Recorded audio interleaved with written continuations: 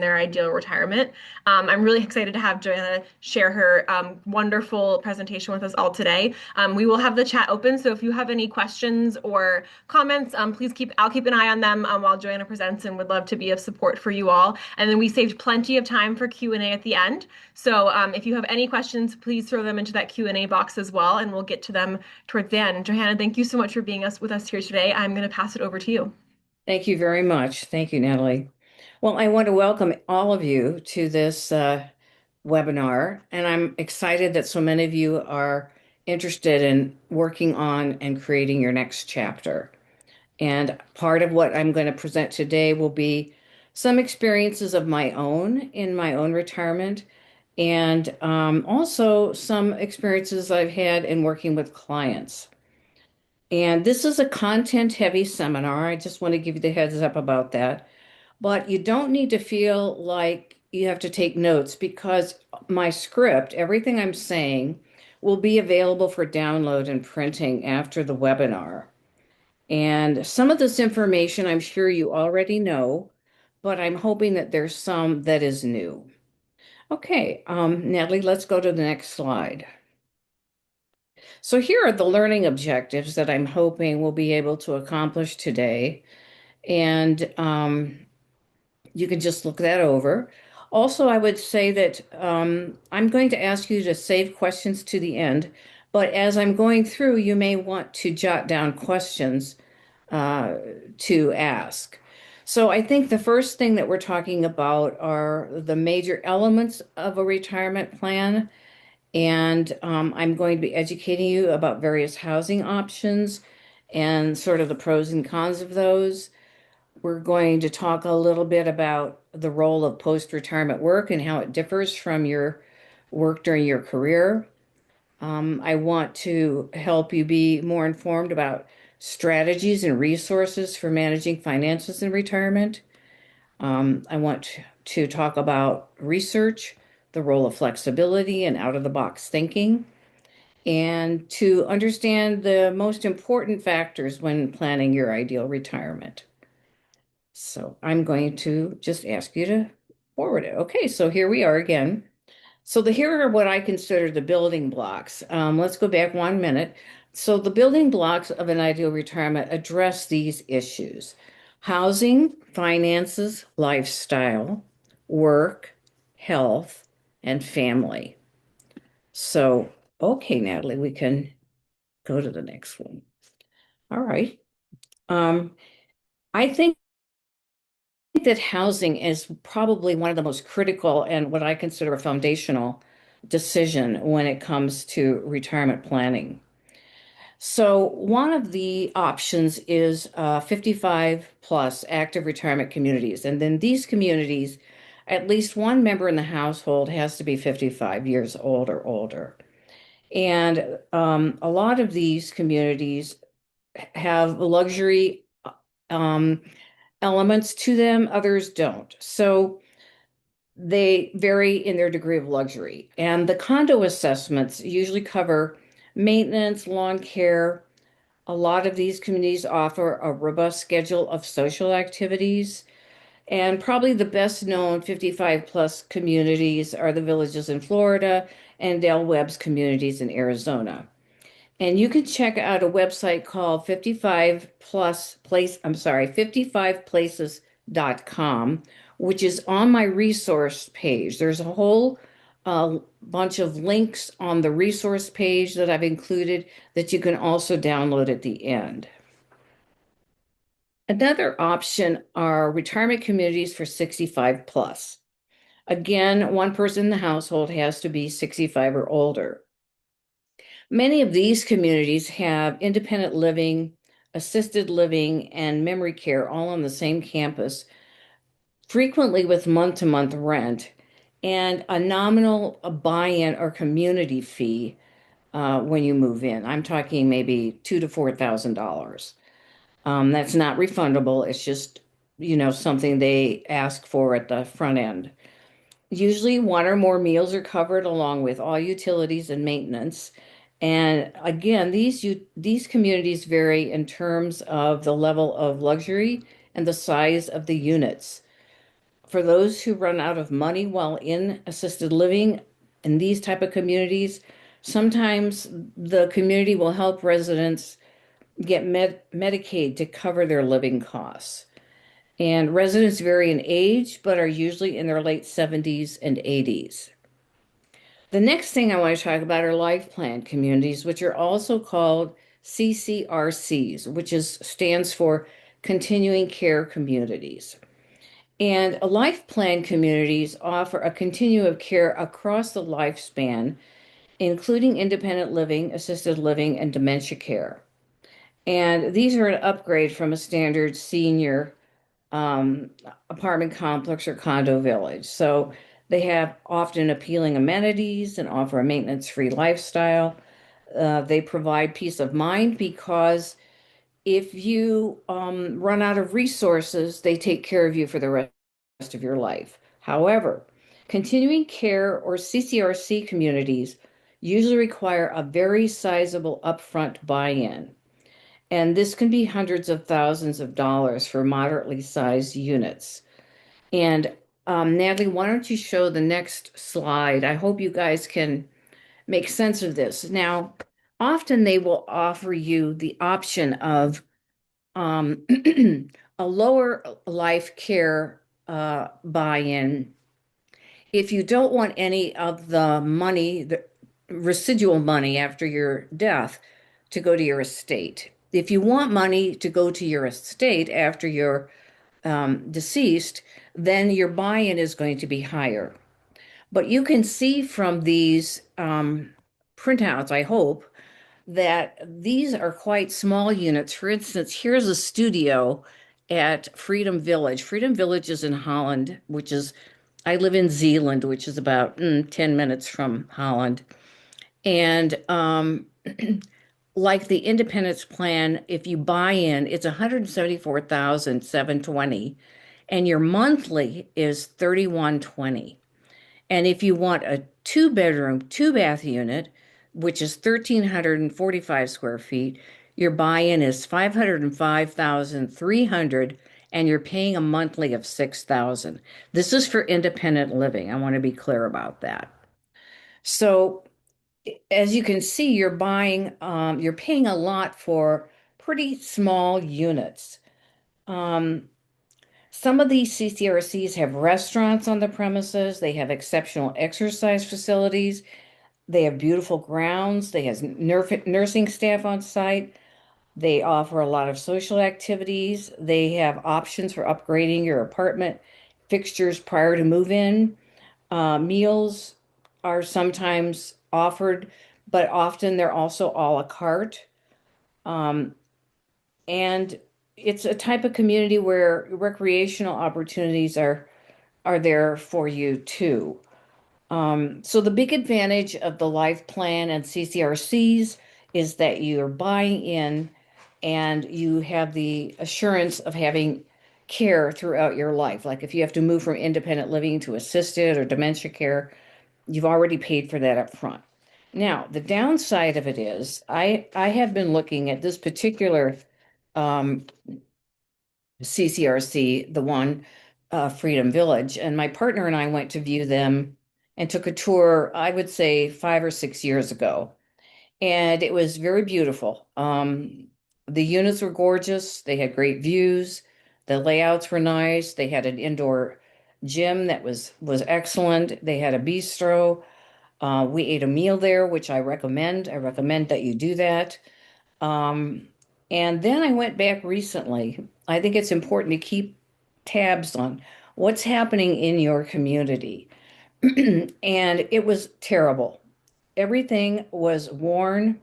The carpets were worn and dirty. The elevators were worn and dirty. So my issue is that if you're paying hundreds of thousands of dollars to buy into these communities, you have no control over what they do with that money or how they care for the community. So I just want to give that, I just want to tell you that. Um, okay, so why don't we go to the next slide, Natalie? There's also senior subsidized housing, and this is like the worst case scenario. Let's say you run out of money and but you're still able to live independently. So senior subsidized housing is a good option. And there are a number of subsidized housing communities throughout this area here, but also I'm sure in whatever area you live in, or even in an area that you might be thinking about living in. And some of these communities allow you to have a fairly sizable investment portfolio as long as your annual income doesn't go above their guidelines. If your annual income exceeds their guidelines, you will have to move out. So that's the downside of that. And the rent in subsidized housing is always based on your income. For instance, if you only had Social Security, it would be based on your monthly Social Security payment. And there's no buy-in. These apartments are bare bones, but they're serviceable. So I just want you to know about that. Another option in terms of housing is aging in place. And according to ARP, most seniors prefer to remain in their homes for as long as possible. And aging in place has a number of benefits. You can enjoy a comfortable place that you are familiar with and you know well, and you're around community and neighbors that know you. Um, Also, it sounds crazy, but you're surrounded by beloved objects and memory cues that foster a sense of connection and peace.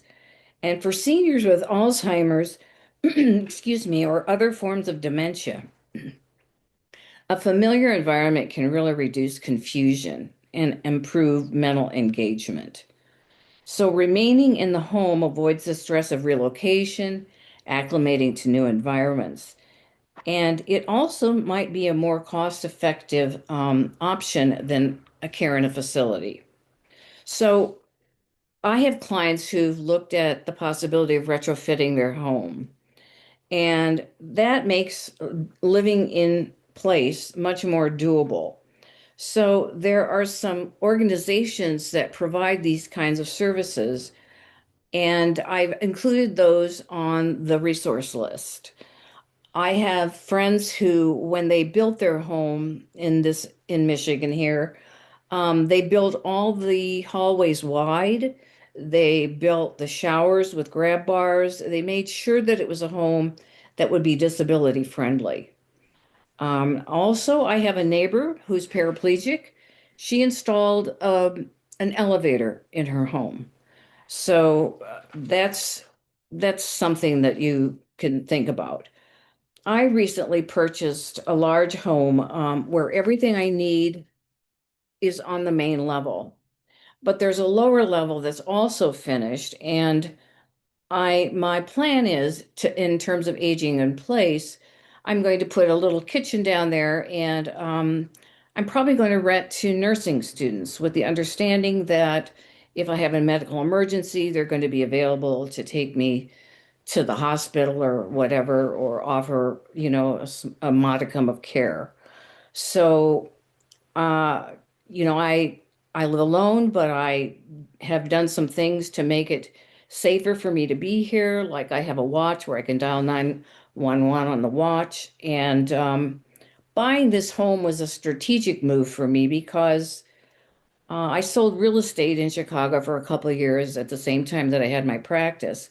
And I flipped a couple homes while I was living there. I have a real passion for design and real estate. So I knew when I saw this home, it has sort of a wow factor.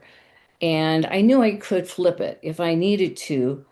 And if I wanted to use the money from the sale to help me buy into a CCRC, if I decided to execute that option. So, it was a strategy. I've also researched the kinds of in-home care that might be available in my area, and I strongly encourage all of you to do that in any area that you're expecting to move. There's non-medical in-home care in my area was $40 an hour paid out of pocket with a 3-hour minimum. And if you wanted someone to come in to the home overnight, it was $38 an hour. Of course, it's going to be different depending on where you live. And if you don't know what resources are available to you in your area, you can always start with the Council on Aging in your particular county or city. The next option for living is assisted living communities. And these are communities for those who need help with daily living, like dressing, bathing, medication management. There's a organization in Grand Rapids called Raybrook. I visited that facility, and their assisted living fees range from $2,000 to $6,800 a month for a studio or a two-bedroom, and memory care monthly costs range from $5,000 for a studio to $6,825 for a two-bedroom unit. So my advice, and Natalie, you can go to the next slide, which just says advice, is that you search for a retirement community, and when you do, you should schedule a tour and, if possible, have a meal on site. For instance, I found out recently, I'm new to this area where I moved in Zealand, and I found out that there's a retirement community almost like right around the corner from me. And so I went there, I took a tour, and I had lunch. And all I can tell you is that if you want a weight loss plan, a fast weight loss plan, you should eat there because their meals were about 800 calories, and we waited about an hour to an hour and a half for our meal. So I think that, visiting, having a meal, seeing what's going on, and maybe visiting it over time is an important thing to do. Um, so I think when you think about your housing and some of these retirement communities, you think about your needs and the style and layout of the apartments that are available. Now, back to the CCRCs for a minute, they often have long wait lists. For example, the one in Grand Rapids that I visited had a 5-year wait list, and you had to pay several $1,000s to even be on the list, and that was non-refundable. So you need to keep that in mind in terms of if you're anticipating going into a CCRC. And I think we're ready to go to the next slide, Natalie. So the next building block is finances. And finances obviously may dictate which housing options are available to you. And financial advisors can help you plan for retirement based on your needs and assets. And they can advise you on how to allocate and preserve your assets, but also how to reduce your tax liability with withdrawals and how to deal with RMDs, which are required minimum withdrawals after you're 73. And on the resource list, I've included the name and contact info for an advisor I've used and that I've referred clients to with good results. And my partner had him as an advisor, and my partner did very well with his investments.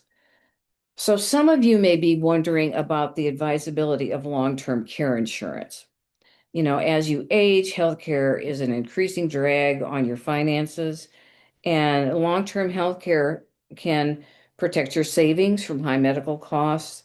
It can provide tax benefits, can give you peace of mind, but it comes with expensive and potentially increasing premiums. And there's also the risk that you may never use that. So you've paid a lot of money into something that you won't get back. And there are also sometimes qualification challenges to get that insurance. On the resource list, I've included links that can help you research this option, along with some of the most obvious pros and cons of buying into long-term care insurance. Now, maybe some of you have questions about Medicare or Medigap options. And I don't really have time to go into this in depth, but you might be reassured to know that U of C offers alumni help with these issues as well as other benefits. And these services are available to alumni, to students, to faculty, staff, and their spouses and domestic partners and children, parents and siblings. So the quick view of what this advisory service helps with is here on this slide. And some of that may be of interest to you. Again, the link is on your resource list. We can go to the next slide, Natalie. Oops, nope, let's go back. Okay, so the other thing I would say is that financial planners frequently break retirement into three stages. The go-go years, when retirees are establishing their retirement lifestyle, travel, when they engage in hobbies, they spend time with family. The next is the slow-go years, when aging starts to limit retirement activities, and the no-go years, which comes around age 80 when retirees settle into an established home and routine. And these various retirement stages, I think, are very helpful, especially when you think about your finances. But it may make the 4% withdrawal rule that planners often recommend, it may make it moot because you're going to need more money during the go-go years than you are during the no-go years. But I think if you think about retirement in those kind of life stages, it can help you with planning. And if you think about retirement across the lifespan, it's really important to consider longevity. And this is an issue that many people in their retirement planning fail to look at. And now, Natalie, you can show the next slide. I know this slide is from 2017. I tried to find something comparable that's more recent, and I wasn't able to do that. But if you look at this, you can see that longevity is increasing. And I read something where I think they said that 10-year-olds are going to can expect to live to 103, which is like kind of freaky. But anyway, so I think as you're planning your retirement, you need to think about longevity. Okay, so there are common questions I think that people have as they're planning retirement. And one of the big ones is when to take Social Security. And advisors usually recommend that you wait until you're 70 to retire because each year that you wait is an 8% increase above what it would be if you took it early. And but I've included an article in the resource list that kind of argues against the 70 um, recommendation. And one of the things I think about is I think about a client that I had whose mother died when she was 65. And so her mother never got to do any of the things she had wanted to do in retirement. So there is a downside. There's an opportunity cost to waiting until age 70. And I think you need to be aware of that. Also, healthcare issues of your own could come into play. That could also impact how long your retirement is. Also, the future of Social Security is sort of wobbly and uncertain. And this may seem, I'm kind of a maverick, and this may seem kind of radical or risky, but you know, it may be possible to take the money early and invest it and make more money than the 8%. I would only do that if you're still working. Only do that if you're still working and don't need the money. Um, I have another client in California. Her financial advisor told her to move somewhere less expensive and to wait to take Social Security until she's 70. But this client has had a very high-powered, stressful career. She doesn't want to wait till she's 70. And she loves living in the state that she lives in. She has a sizable portfolio, so she's planning on working for the next number of years so she can postpone pulling any money out of retirement. And those of you who want to retire early, and I know many people look for that option, there's an interesting article by MoneyWise in the resource bibliography that I'd ask you to take a look at. So I encourage clients to pay off their credit card debt before retirement and to make a realistic budget based on their travel expectations, and any other special wishes they have for this life stage. And then figure out what you need in terms of income to support that desired lifestyle. Now, planners also use find analytical models to extrapolate how long your funds will last in retirement. But I'm not crazy about these models because they can't account for the unexpected, like health issues, loss of a spouse. And real life doesn't really march along in any predictable fashion. So if you find these models reassuring, that's okay. But my advice is don't rely on them too heavily. Another rule of thumb advisors use is to estimate annual expenses based on 80% of your pre-retirement income. But many retirees don't need to replace most of their working income because they are no longer saving for retirement, and Medicare picks up medical costs they were previously paying for. Also, a cost associated with working, like commuting, clothing, those don't exist anymore. So it's important to make a budget based on your actual expenses that will help you decide whether you need to continue to work to supplement your income. Planners also recommend rebalancing your portfolio so it's more conservative as you near retirement. I am not in agreement with that if you're working. I believe as long as you keep working in retirement and are able to bring in enough income from various sources, like pensions, Social Security, and employment to cover your living expenses, then continuing to have a growth portfolio is smart. Again, think longevity.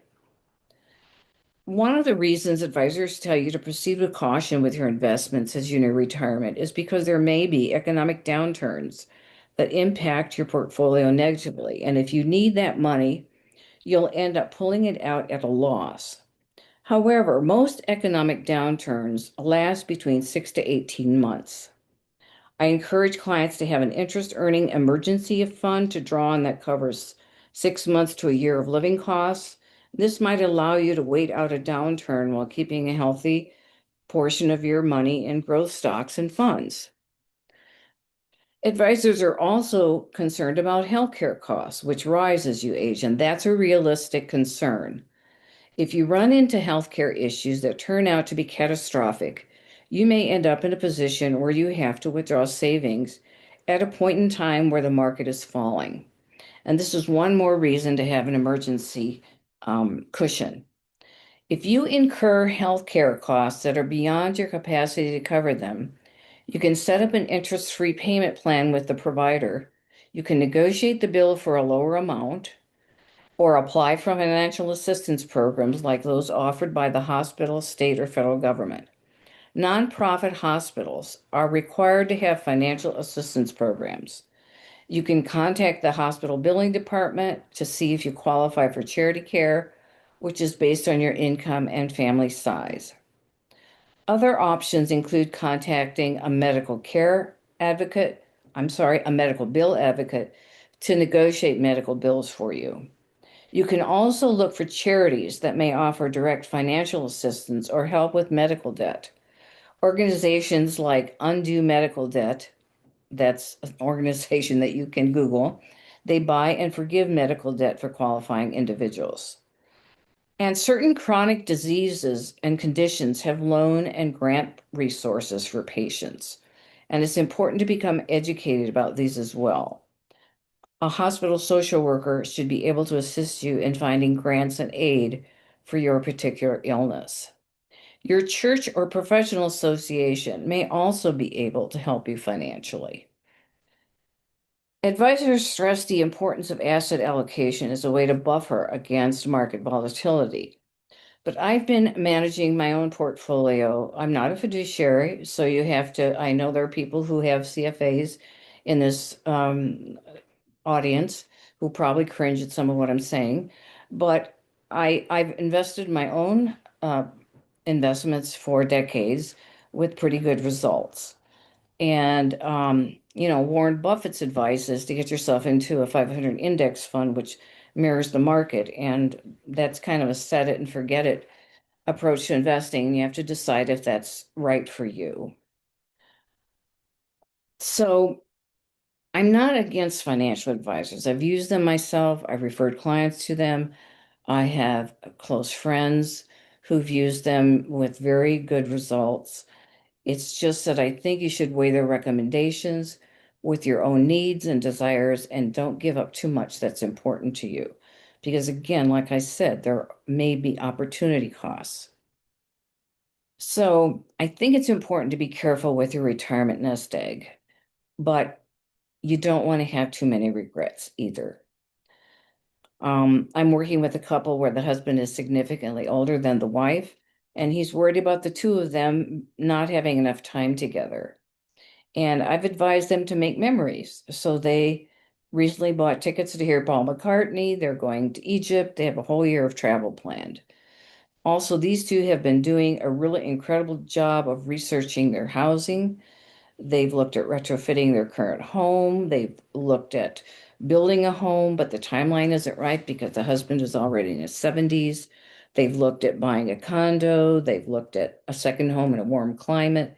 They haven't landed on a long-term plan yet, but I told them to think in terms of 3 years, not 5 or 10, and to get psychologically ready for moving by beginning to downsize in terms of belongings, which is what they're doing now.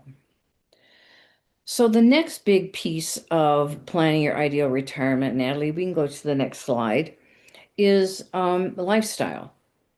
And you can forward to the next one. I think that in deciding upon housing, I think lifestyle should figure largely in the picture. And there are certain questions to ask yourself when thinking about this. Like, how do you like to spend your time? What are your leisure activities? I have a client who loves hiking, so she's looking at places that offer this outdoor lifestyle. I have another client who's very spiritual, and he's been investigating spiritual and intentional communities.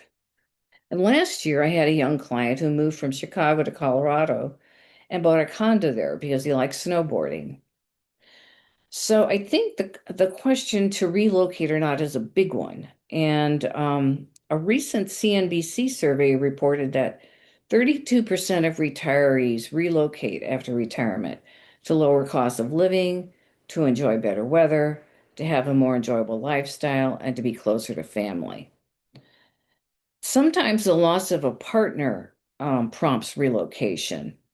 My partner of 10 years was diagnosed with Alzheimer's about 2 years ago, and his family decided to move him to the East Coast to be closer to them. So I realized that that was going to cause a really big change in my own life, and I had to think about what I needed now that he was gone. And I realized I didn't have a sufficient support system where I lived, and that the opportunities to meet new people were quite limited. Also, I'm a culture vulture, so I wanted to be in a place where there were more opportunities for art and culture. So I've located in an area that has a college that offers a lot of concerts and other kinds of activities, and I'm close to Grand Rapids, where there are a lot of cultural options. So I think these are, and I also considered some other places like I looked at Madison. I had an interest in Madison, so I flew there for a weekend and spent some time looking at real estate and kind of getting a sense of the place. And it reminded me a lot of where I grew up in Des Moines. It has the same kind of sprawling quality to it, but it just didn't feel quite right. And then I looked at housing in Grand Rapids and I thought about renting there for 3 months while holding on to the apartment that I had in South Haven, which is where I had lived for quite a while. And while I was looking for the apartment in Grand Rapids, I found something called Furnished Finder. And Furnished Finder is for both landlords and renters.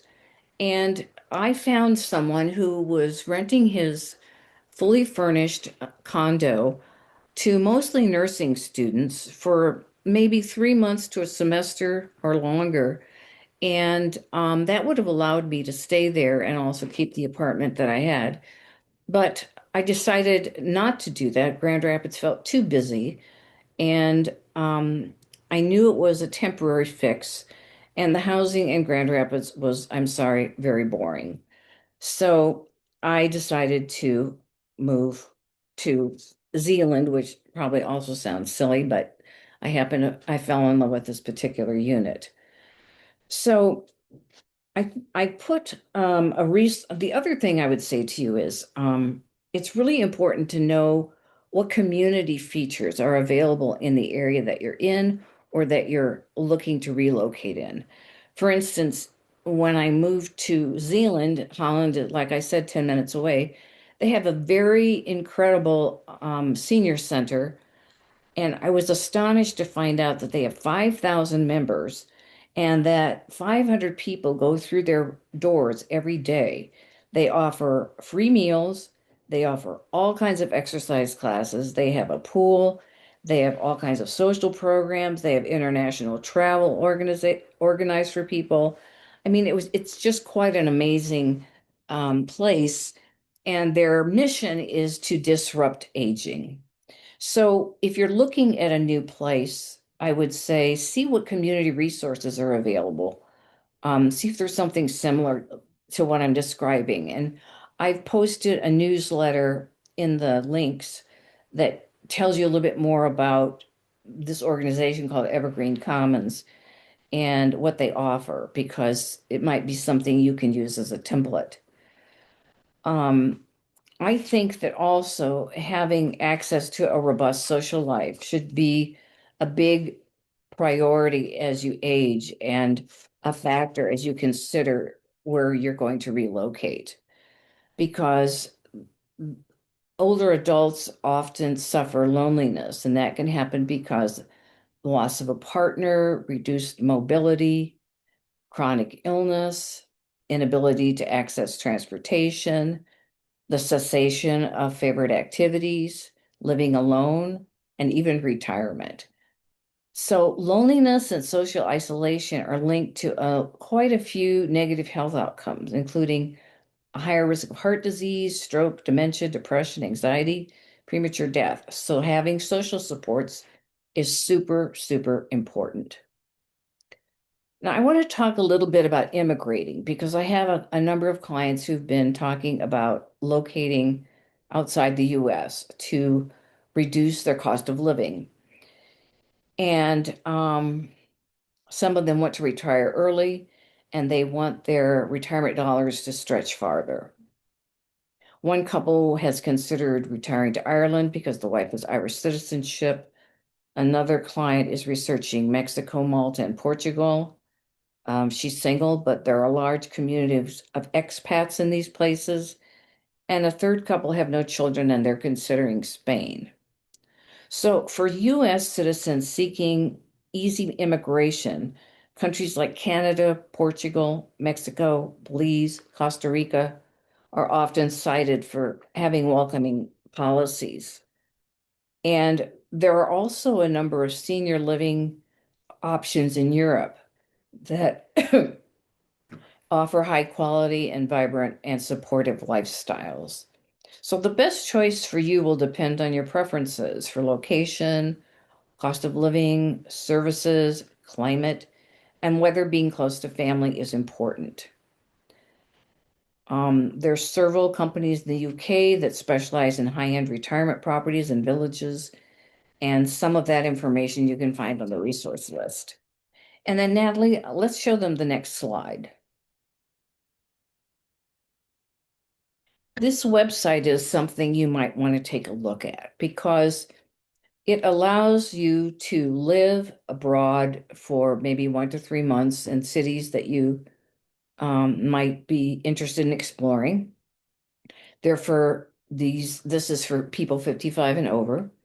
And it might be a way to check out a place before actually plunking down money on buying a property or making a very permanent decision.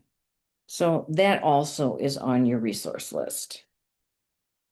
So my advice is if you're relocating, here are the things to consider. I think first to identify your most important reasons for relocating. Maybe write down your must-haves and your negotiables. And ask yourself if your ideal location is heterogeneous or diverse. And spend time there. Spend some time in the locations you're considering. And if you can afford to rent short term before you decide, that would be ideal. Talk to people who have retired there.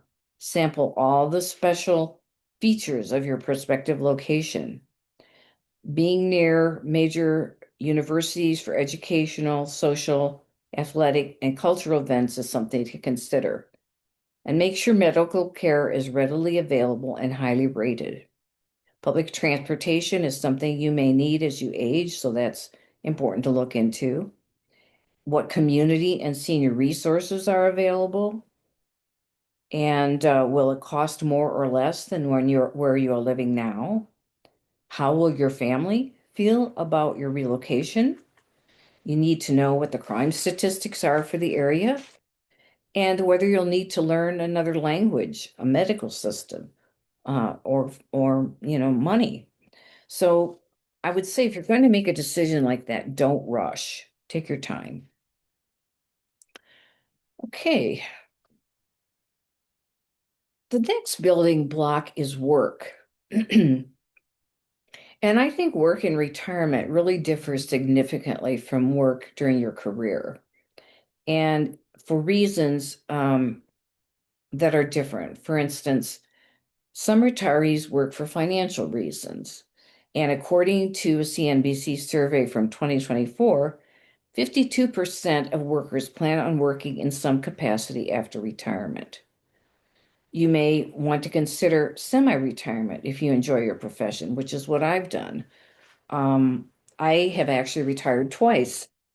I retired in 2011 due to health issues, and I met my partner, and we did a lot of traveling around the world. And then when he became ill, I decided I wanted to relaunch my practice, which is what I did. And now I'm getting to do work I love at a pace that fits my current lifestyle. And I also think that work in retirement can be fun. In fact, I think that should be a big element of what you think of and pursue in retirement. And social jobs can be a good resource for um, in helping with loneliness. For instance, whether that's cashiering at Walgreens, something I did and I loved. I loved meeting everybody who came in and talking with them about, various things. And I have another client who works part-time at a golf club, which he gets reduced fees for playing golf, and he loves working there. I have another client who worked at Williams and Sonoma, where there were terrific discounts and fun people. So I think that working as a social opportunity exists. I think also retirees often look for ways to contribute and find meaning. And volunteering can be an important way to do that. So there are a couple different things that you can explore. One is SCORE, which is the Retired Business Professionals organization that helps entrepreneurs start and grow their businesses. Animal shelters, food banks, giving rights to seniors who have medical care. That's a big one. Okay, Natalie, let's go on to the next one. Oops, I guess that we covered most. Oh, I think that I guess the only other things I would say about work is that it could be a way to structure your time. Somebody said, "What do I do, if I retire?" So working part-time can be a way of structuring your time, and it can provide purpose to your days.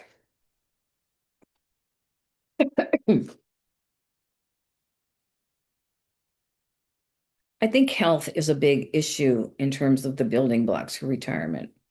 And staying active and healthy is a big concern for seniors. Um, as I said, being close to good medical care and highly rated hospitals and rehab centers is something to keep in mind. I belong to 3 different health care or health clubs in the area, and all of those are paid by my Medicare Advantage plan. So that can be a real boon for retirement and keeping healthy. Also, the likelihood of having to manage a chronic illness becomes more likely as you age. And that's why it's important to know what healthcare resources are available to you. And I think it's important to think about what you might do if something unexpected happens to your own health or that of an older spouse. And you might consider the fact that you could have caregiver responsibilities. You know, 24% of US adults are caregivers. That means 34 million people have provided unpaid care to an adult in the last 12 months. And women are more likely to be caregivers and tend to spend more hours per week on caregiving tasks. The most common age group for caregivers is 45 to 65 years old, and the average age is around 50. And I think that 29% of caregivers are in what's called the sandwich generation. In other words, they are supporting both their own children and aging parents. Caregivers often report low overall well-being and high levels of stress. They're at increased risk for chronic illness and diseases, and 40 to 70% of caregivers experience clinical symptoms of depression. And so I think it's really important to know what supports are available in your area. Should it become necessary for you to be a caregiver? There's like the Alzheimer's support groups, which I attended when Fred was diagnosed. And I just think it's important to know what's available to you and take advantage of support networks for specific diseases and caregivers who are helping people with those diseases, whether that's Parkinson's or Alzheimer's or something, or cancer. Natalie, let's go to the next slide. Another big issue to consider is family and whether being close to them in your plan is a big consideration in your planning. I have clients who are really involved with their grandchildren and get a lot of joy and satisfaction out of that. And so they're looking very carefully at where they relocate if that's something they choose to do, because they want to continue to be involved in their grandchildren's lives. And I think if you're thinking about something like immigrating, you need to think about how frequently you'll want to be coming back to the US and how easy that is. Okay, Natalie, let's go on to the next slide. So, like some of you have asked, what do you do with your time? And I would say that most people want to travel or pursue hobbies in retirement, spend time with family, focus on health and wellness. Those are the things that, according to a CNBC survey, were indicated. Some other things are creative interests. Is there something you've always wanted to do but haven't had the time to pursue? For instance, one of my clients is building a little business reselling antiques, art, and collectibles. She loves it. She's having fun. She's excited, and the business is doing very well. Do you have interests that might generate income? I have another client who is really into genealogy, and she's gotten certified. And so she's networking for referrals and giving presentations because she enjoys that. I've been a writer, performing vocalist, and a composer since childhood. So having free time allows me to engage in all these pursuits. And one of the items on my bucket list is to record a CD of my original music, which is something I'm working on right now. I'm interviewing different producers around the country. And any of you who are interested in keeping track of what I'm doing in this part of my life can email me at johannasmusicfans@gmail.com. Also, entrepreneurship is a big possibility in retirement. And I'm a huge fan of entrepreneurship, both because I built two practices of my own. Actually, I built three. I built this last one here later in life. but I've helped a number of clients build, expand, or sell their businesses. So you might think about whether your career experience lends itself to consulting, freelance, or contract work. And this is something worth considering if you've always wanted to be your own boss and if your past expertise could bring income. Some people consider buying a small business to run in retirement. If you're considering this, hire someone reputable to evaluate the business prior to purchasing it. Maybe you have a small business you want to whip into shape and sell. I worked with a client whose business was floundering, and over the time we worked together, he grew the business 140% and sold it for $1 million. Now, to a corporate executive, that may not seem like a lot of money, but if you're retiring, it can add a little bit to your nest egg. And then if you plan to travel, you need to factor that into your budget. The last thing I think, well, the next thing is there are going to be some emotional challenges in retirement. And one of them may be related to loss, either losing a spouse, close friends, a partner, or the loss of your own health or the health of your spouse. You may experience stress around finances as you age and be forced to leave your home for assisted living. You might experience boredom or a sense of rootlessness. And creating a life of meaning is very important. You are probably thinking about or should think about what do you want your legacy to be? And there may be a feeling that the best part of your life is behind you. But I believe midlife and older adulthood offers many opportunities for continued growth and engagement. And for me, retirement has been kind of a renaissance. So one of the big pieces of advice, so Natalie, we can go to the next one, is I advise my clients to adopt a flexible mindset because the unexpected will happen and changes occur that you can't anticipate. And so I think it's important to put up some backup plans in place for the unexpected, whether that's around loss, health, um, something that's happening in your family, job. And also, some of you aren't quite ready to retire, but you may experience job loss prior to retirement, which creates financial havoc. I have three different clients in differing age groups who lost their jobs unexpectedly. One was in her 60s and had to scramble to find work. She eventually started a business, which is providing her with significant income. I have another young client who's in graduate school who lost a job in a tech startup, and he was interested in building his own consulting practice. And within 6 months, he replaced his prior income. I just gave this client some support, and his brilliance and deep sector knowledge carried him the rest of the way. And I have a third client in his 40s who is also in tech and is working for a very toxic boss. And he's concerned he might lose his job.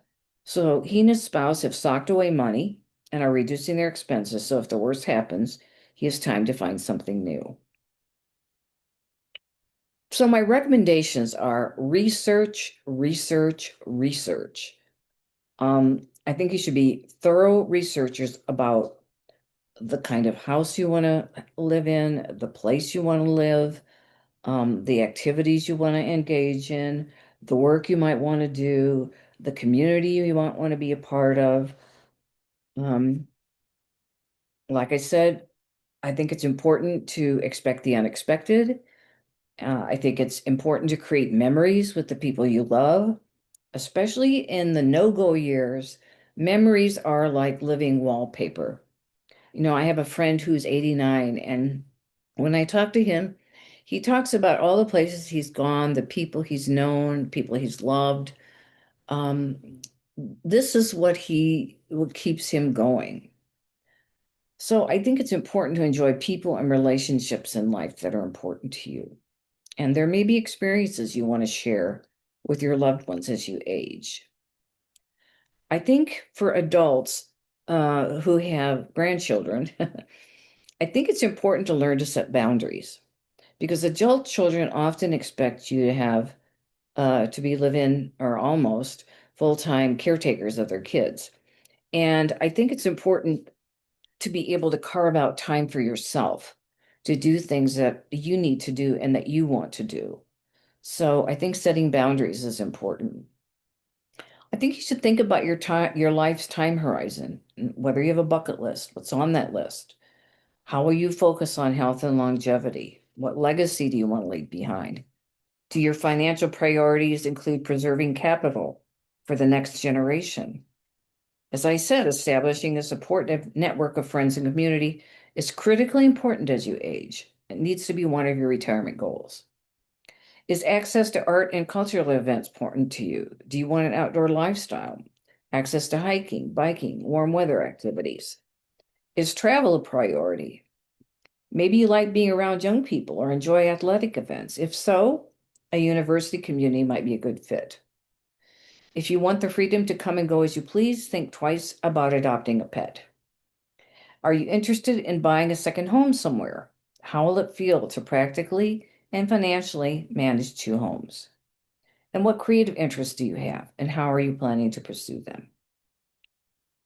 Pay attention to whether you enjoy having structured time or unstructured time or a little of each. Okay, so I've thrown a lot at you, and I'm happy to deal with questions. Hi, everyone. Thank you so much, Joanna. That was wonderful. I'm going to let a couple seconds for the questions to roll in, but I know we had one that came before the session even started, which was there was someone who wrote to us and said, they thought retirement was going to feel like a sudden gain of free time, and suddenly they feel like they're balancing so much more between family and, some part-time work and social life and being a member of their community now and helping out. What advice do you give to people who are looking to sort of balance their now suddenly busier than expected retirement life? Well, I agree. I mean, my own life has been quite busy too. If you're busy because you're doing things like babysitting your grandchildren, again, you need to think about setting some boundaries so that you have some free time. And if it's like you're spread too thin because you're volunteering at church or doing something else for friends and family, again, I think you need to go back to what I said, which is to kind of recenter and figure out what are your priorities? What are the things you really want to spend your time on? And what regrets are you going to have if you don't do that? I can't give you specific plans, but I can just tell you that I know that retirement can be a time of real busyness. So again, I think it's important to think, what do you want to do? What are your priorities? Amazing. Another question, I think kind of along similar lines, but what is your recommendation to people who they're maybe not quite ready to retire, but they're looking to focus more on life outside of work. So looking to sort of maybe prepare for retirement or get ready for those years where they're looking to travel, their grandkids, their families, maybe other outside of their, typical 9 to 5 work opportunities. How do they sort of make those shifts to focus more on life outside of work? Well, I think that I'm working with a number of people who are very career oriented. And, I know it's easy to be kind of a workaholic when you're in the midst of your career.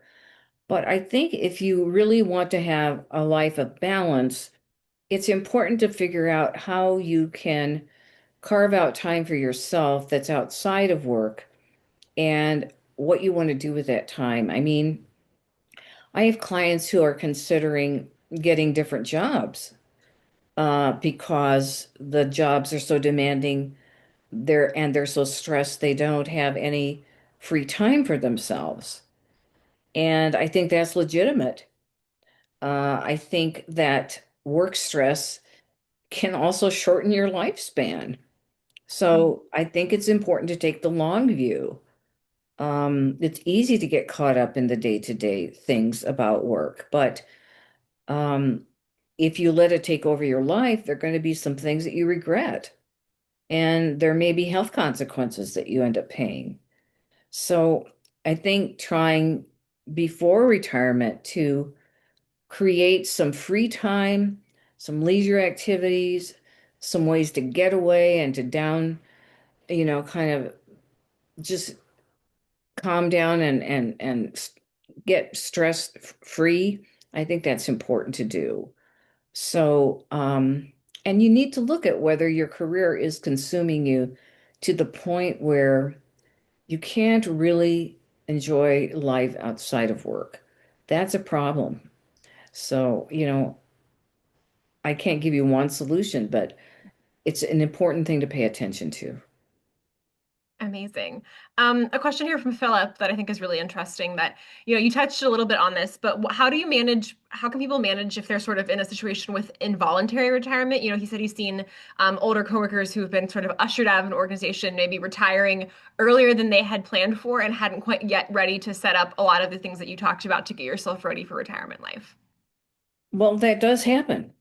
People do lose their jobs close to retirement sometimes, and it can be just completely demoralizing, and as well as creating a lot of financial distress. And I think that if that happens, you're probably going to scramble to find work that will pay the bills. And I guess what I would say to you at that point is, if you have socked away some money in an emergency fund, you may have to draw on some of that until you can cover your overhead. The other thing I think you should do is reduce your cost of living in any way that's possible. I think clients should live beneath their income and sock away money that they don't need. So I think like you may have to relocate if you've lost your job late in your career. You may have to think about, how can I use my expertise? How are my skills transferable to something else that would be lucrative, that would pay me money? So I think those are some ideas that I would say. Amazing. I think we have one question here from Aditi that really touching on the emotional side, which is how can you share maybe advice that you've given to clients or in your own experience in retirement dealing with sort of how you overcome the sort of down period? So dealing with, ill family members, partners, life changes. I think it can be hard sometimes, when your structure suddenly changes to deal with the emotional changes. What is your advice for overcoming those periods of time?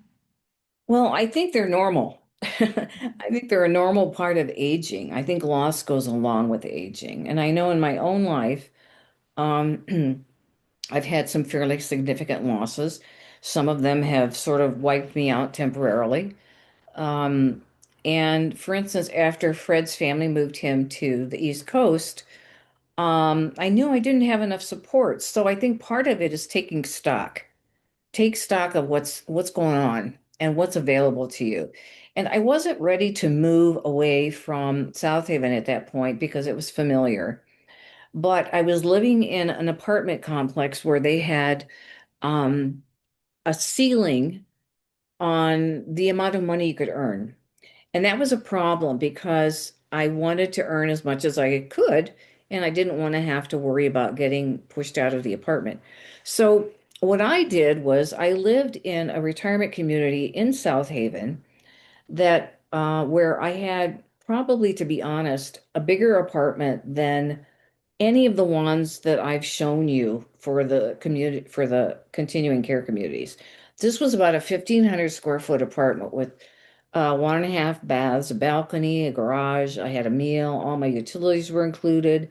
I had maintenance people who came and fixed whatever I needed. They put furniture together if I ordered it from Amazon. Um, it was a gorgeous environment with foxes and deer and, wild turkeys. So it was sort of a place for me to kind of get centered again and until I was ready to make a bigger move. So I think some of it is giving yourself time, figuring out, what you need in that transition period. There's a great book on the bibliography called Transitions. It's a classic.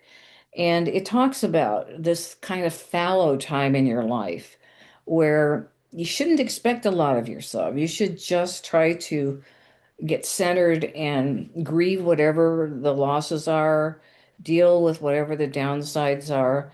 And I guess the other thing I'd say to you is know that most down feelings are temporary.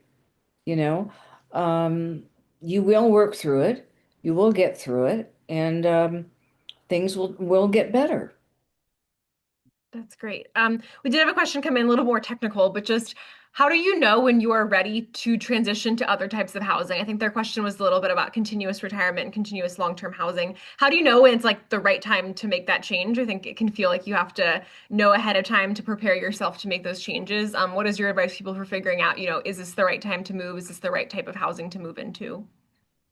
Well, I think if you've been living independently and you've been living independently successfully, then I think the issue becomes, do you have any chronic health conditions? Does your spouse have any chronic health conditions?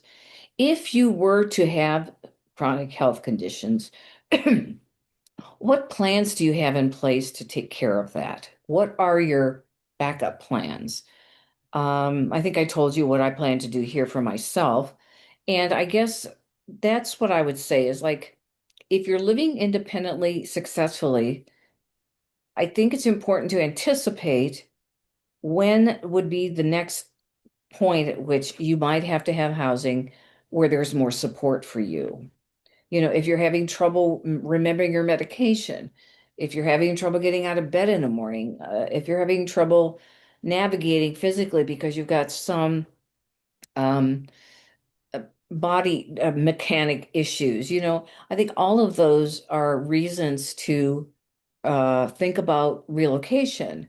In my own life, what I plan to do is if it gets to the point where I feel like this house is too much for me to manage, it's quite large, or I feel like I'm not having enough success finding renters that I can count on, then, I probably will have to do something different. So I think it's looking at your current reality and anticipating the next one. That's amazing.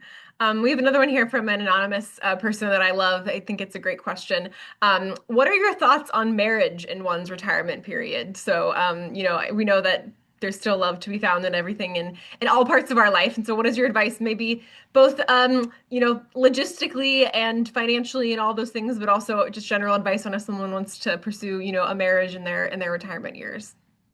Well, I think that, I really think that's a very personal decision. I mean, Fred and I discussed getting married, but he had adult children, he had a quite sizable estate, and frankly, I did not want to have to get tangled in that. So I made the decision that that wasn't something I wanted. We were very committed to each other. We consider it a life partnership, even though he's still living. We talk periodically.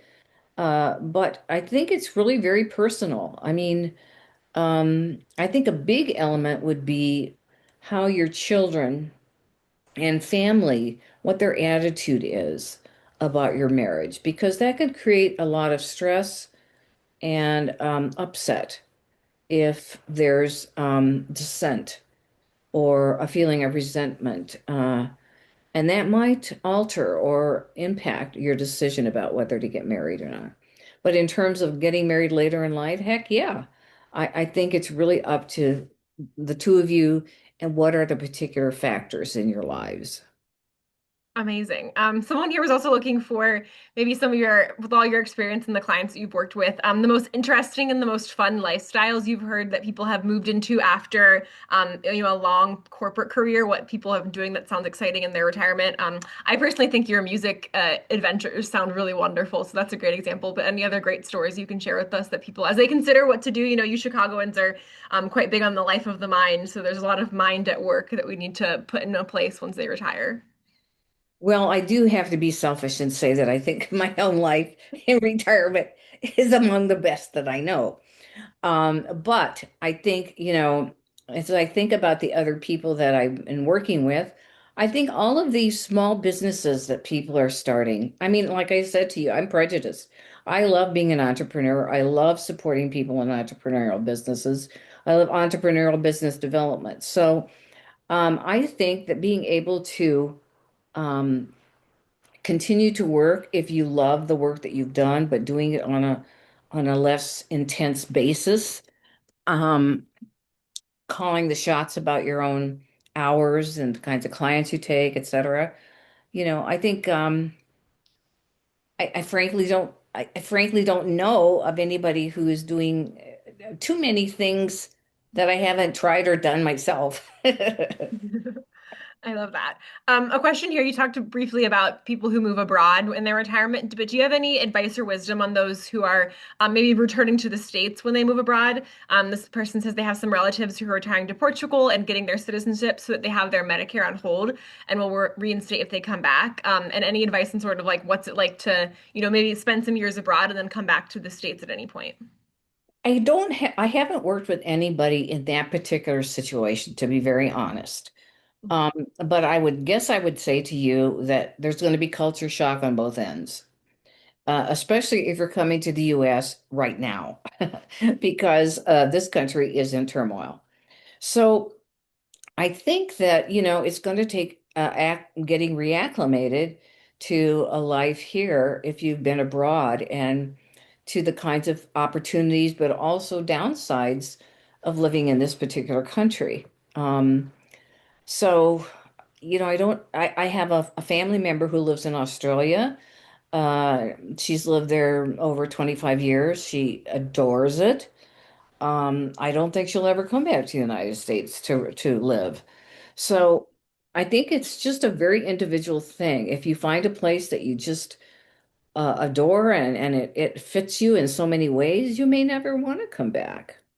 So, I think it's just so individual. Amazing. We have one final question here. Unless anyone wants to put more in the chat, we're happy. We have a little bit more time, so we're happy to share more. But are there any patterns that you see from people who transition well or poorly into their retirement? Is there anything that you see like this, when someone does this, it always goes well for them, or when someone does this, it always causes further problems down the line? Anything that people can sort of think about as they get prepared for this part of their life? Yes, like I said, one of the biggest things is adopting a flexible mindset. That is huge because life throws things at us that we never expect, and we have to kind of respond. And I think not being reactive, very important to not make huge and major decisions out of a reactive or a fear-based place. Not making major decisions after a significant loss.